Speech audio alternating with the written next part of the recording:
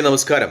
2026 കേരള നിയമസഭാ തെരഞ്ഞെടുപ്പിൽ കേരള കോൺഗ്രസ് എം ചെയർമാൻ ജോസ് കെ മാണി പാലയിൽ നിന്നായിരിക്കില്ല, പെരുമ്പാവൂരിൽ നിന്നായിരിക്കും മത്സരിക്കുക എന്ന നിഗമനമാണ് കേരള കോൺഗ്രസ് എം പ്രവർത്തകരും അതുമായി ബന്ധപ്പെട്ട വൃദ്ധങ്ങളിൽ നിന്നും ഈ അവസരത്തിൽ ലഭിക്കുന്നത്.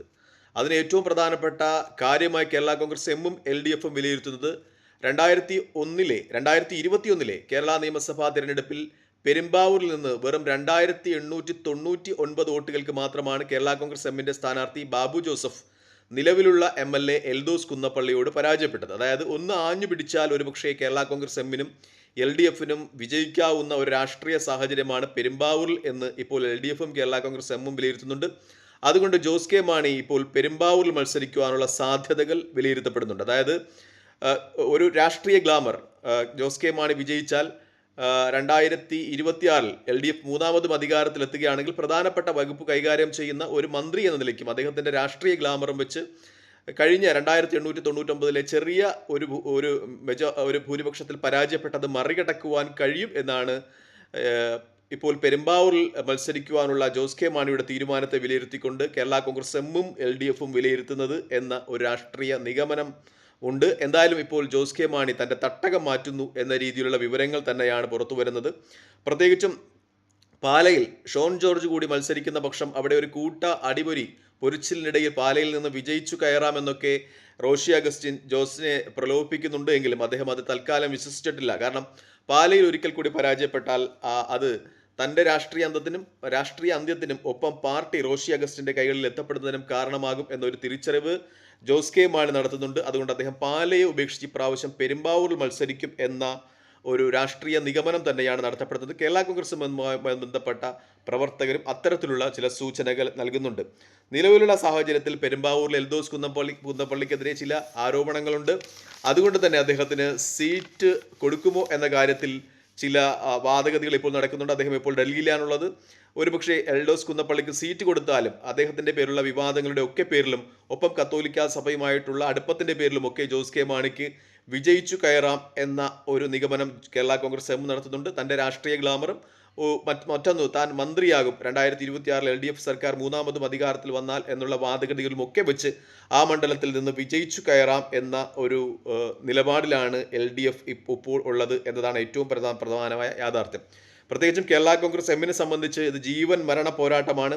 ഇപ്പോൾ 2026 കേരള നിയമസഭാ തെരഞ്ഞെടുപ്പിനെ കുറിച്ച് മിക്ക സർവേകളും പുറത്തു വരുന്നുണ്ട്. മലയാള മനോരമയുടെയും ഒപ്പം മാതൃഭൂമിയുടെയും ഒക്കെ സർവേ പുറത്തു വരുന്നുണ്ട്. അപ്പോൾ കേരള കോൺഗ്രസ് എമ്മിന് നിലവിലുള്ള 3 സിറ്റിംഗ് സീറ്റുകൾ നഷ്ടമാകും എന്ന സൂചനയാണ് ലഭിക്കുന്നത്. ചങ്ങനാശ്ശേരി, ഇടുക്കി, റാന്നി ഈ 3 സിറ്റിംഗ് സീറ്റുകളും നഷ്ടപ്പെടും. ഒരുപക്ഷെ ജയരാജ് കാഞ്ഞിരപ്പള്ളിയിൽ നിന്ന് വിജയിച്ചു വരാനും പൂഞ്ഞാറിൽ അത് PC ജോർജിനെതിരെ ചില വികാരങ്ങൾ അവിടെ ന്യൂനപക്ഷ വിഭാഗങ്ങൾക്കിടയിൽ നടക്കുന്നുണ്ട്.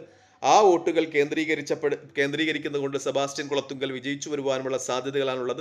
2 മണ്ഡലങ്ങളാണ് ഇപ്പോൾ നിലവിലുള്ള 5 മണ്ഡലങ്ങളിൽ കേരള കോൺഗ്രസ് എം നിലനിർത്തുവാൻ സാധ്യതയുള്ളത് എന്ന ചില നിഗമനങ്ങളാണ് നടത്തുന്നത്. അതിൽ പൂഞ്ഞാറിൽ തന്നെ വിജയിക്കുവാൻ സാധ്യതയുള്ളൊരു സ്ഥാനാർത്ഥി UDFന് വരികയാണെങ്കിൽ ആ വോട്ടുകൾ നിലവിലുള്ള ന്യൂനപക്ഷ വോട്ടുകൾ അത് UDFന് അനുകൂലമായി കേന്ദ്രീകരിക്കപ്പെടുവാനുള്ള സാഹചര്യങ്ങളും ഉണ്ട്. അതുകൊണ്ട് ഇപ്പോൾ LDFിൽ നിന്നാൽ കേരള കോൺഗ്രസ് എം ലഭിക്കുവാനുള്ള ഏറ്റവും സാധ്യതയുള്ള മണ്ഡലം അത് കാഞ്ഞിരപ്പള്ളിയായി മാത്രമായി ചുരുങ്ങിയിരിക്കുന്നു എന്ന ഒരു രാഷ്ട്രീയ നിഗമനം കൂടിയുണ്ട്. അതുകൊണ്ട് തന്നെയാണ് ജോസ് കെ മാണി തൻ്റെ ദൗത്യം ഇപ്പോൾ ഏറ്റെടുക്കുന്നത്. കഴിഞ്ഞ പ്രാവശ്യം പാർട്ടി പരാജയപ്പെട്ട ഒരു സീറ്റ് അത് പിടിച്ചെടുക്കുക എന്ന രീതിയിൽ ആണ് ഇപ്പോൾ അദ്ദേഹത്തിൻ്റെ രാഷ്ട്രീയ നീക്കങ്ങൾ എന്ന രീതിയിൽ മാധ്യമ റിപ്പോർട്ടുകളും കേരള കോൺഗ്രസുമായി ബന്ധപ്പെട്ട ചില രാഷ്ട്രീയ വൃത്തങ്ങളും സൂചിപ്പിക്കുന്നുണ്ട്. എന്തായാലും അദ്ദേഹത്തിൻ്റെ വിജയ സാധ്യതകൾ നമ്മൾ വിശകലനം ചെയ്യുമ്പോൾ 2020ക്കും വളരെയധികം വോട്ട് ബാങ്കുള്ള ഒരു നിയമസഭാ നിയോജക മണ്ഡലമാണ് പെരുമ്പാവൂർ എന്ന് വ്യക്തമാണ്. 2021 20,536 വോട്ടുകളാണ് 2020 അവിടെ പിടിച്ചിരിക്കുന്നത്. BJP 15,135 വോട്ടുകൾ പിടിച്ചിട്ടുണ്ട്. അതായത് ആ വോട്ടുകൾ ഒരുപക്ഷെ 2020യുടെയും BJPയുടെയും വോട്ടുകൾ ഒന്നിച്ചാൽ, കാരണം ഇപ്പോൾ 2020 NDAയിൽ എത്തിയിട്ടുണ്ട്, അങ്ങനെയാണെങ്കിൽ അവിടെ NDAയും ഒരു വലിയ ഘടകമായി മാറും. ഏകദേശം 36,000-ഓളം വോട്ടുകൾ ആകും.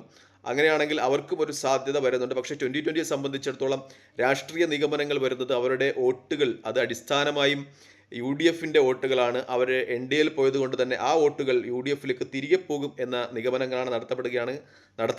അങ്ങനെ ഒരു 20% വോട്ടെങ്കിലും UDFിലേക്ക് തിരികെ വന്നാൽ UDF ആ സീറ്റ് വലിയ ഭൂരിപക്ഷത്തിൽ നിലനിർത്തുന്ന ഒരു സാഹചര്യം ഉണ്ടാകും. ജോസ് കെ മാണിയുടെ രാഷ്ട്രീയ നീക്കങ്ങളും അദ്ദേഹത്തിൻ്റെ ചുവടുമാറ്റങ്ങളും ഒരിക്കൽ കൂടി കാര്യപ്രാപ്തമാകാതെ പോകും, അത് ഫലമില്ലാതെ പോകുമെന്നാണ്. നമ്മൾ ലോക്കൽ ബോഡി ഇലക്ഷൻ്റെ ഒരു റിസൾട്ട് അവലോകനം ചെയ്യുകയാണെങ്കിൽ പെരുമ്പാവൂർ മുനിസിപ്പാലിറ്റിയിൽ അതിൽ 14 സീറ്റുകൾ UDF നേടിയിട്ടുണ്ട്. 8 സീറ്റ് മാത്രമാണ് LDF നേടുവാൻ കഴിഞ്ഞിട്ടുള്ളത്. അഴമന്നൂർ പഞ്ചായത്ത് എടുക്കുകയാണെങ്കിൽ 10-3 വലിയ അന്തരം ഉണ്ട് LDF-ഉം UDF തമ്മിൽ. UDF 10 സീറ്റ് ഉണ്ടെങ്കിൽ LDF 3 സീറ്റ് മാത്രമാണ് ഉള്ളത്. കൂവപ്പടിയിൽ എടുക്കുകയാണെങ്കിൽ 10-5 BJPക്ക് അവിടെ 4 സീറ്റുണ്ട്. 10 seat UDF, 5 seat LDF, 4 seat BJPക്ക്. മുട്ടക്കഴ എടുക്കുകയാണെങ്കിൽ 6 UDF, 4 LDF, 3 BJPക്ക്.